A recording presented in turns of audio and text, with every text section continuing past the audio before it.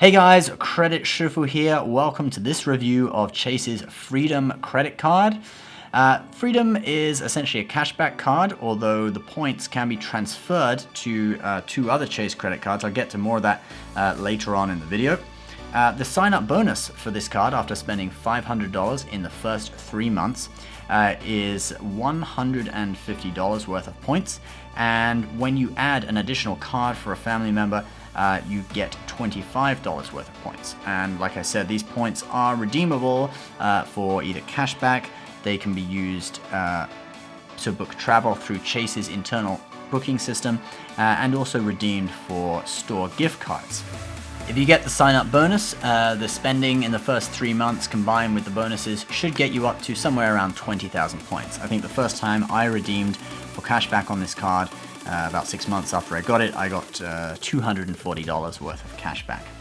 But the Freedom is more of an investment because once you can view it as sort of the first rung on the Chase ladder of credit cards.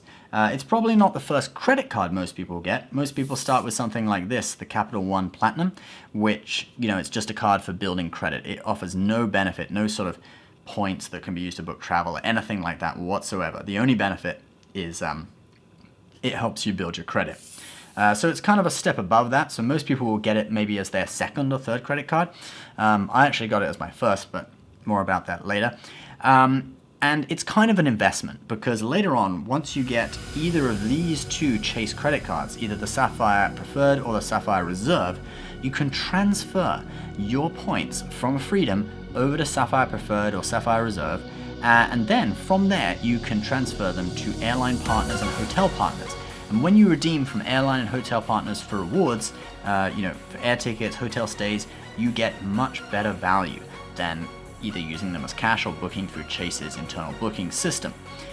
So it's kind of an investment. You can store up your points on the Freedom, and later on, once you get one of these two cards, transfer them over.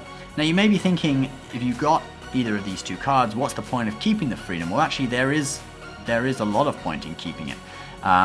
It earns a lot more than these two cards in quarterly categories. Let me explain that. So every 3 months, every quarter, Chase chooses different categories to give 5% points on the Chase Freedom.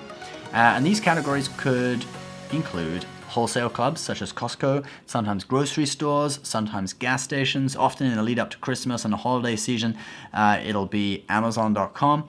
Normally each quarter they have 2 or 3 different types of stores where you can earn 5% cashback. And that's on spend of up to $1,500. So in total, if you spend $1,500 in that category that quarter, you will get 7,500 points, which is worth $75 in cashback, or can be transferred over to either of those two credit cards. So the most this card earns is 2% back on travel and dining, and the most this card earns is 3% back on travel and dining. So you look at the 5% categories now on Freedom, you start to see why it's a really useful card when paired with either of these two cards. It's a really great system.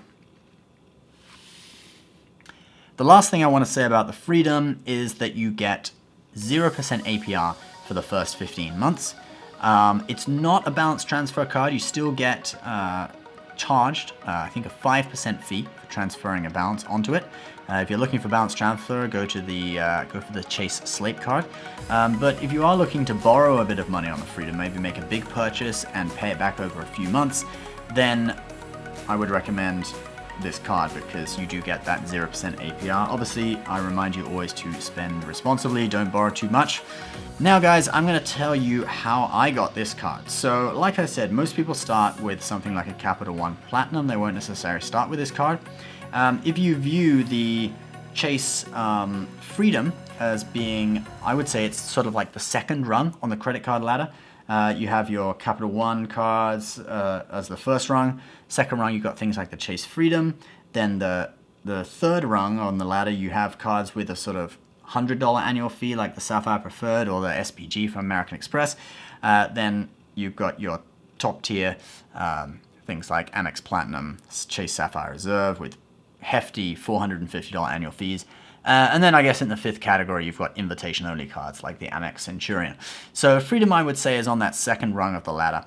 I actually got it as my first credit card, and the way I did this was that I bank with Chase. So I had over a year's history with them, getting a reasonable salary paid into my account each month. And even though I was a new immigrant to the United States, I didn't have really any credit history at all, because I had that salary being paid in, stable salary.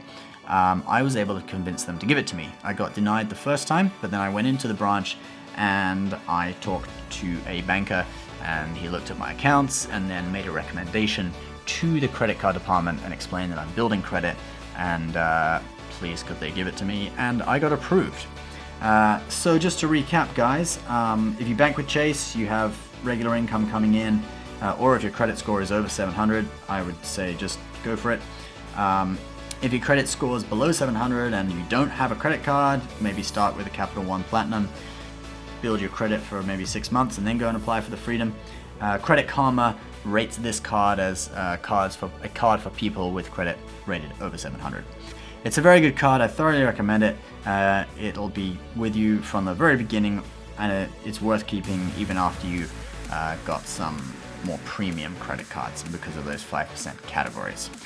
I've been the Credit Shifu, guys. Subscribe for more reviews and credit card tips and tricks every week. We'll see you next time.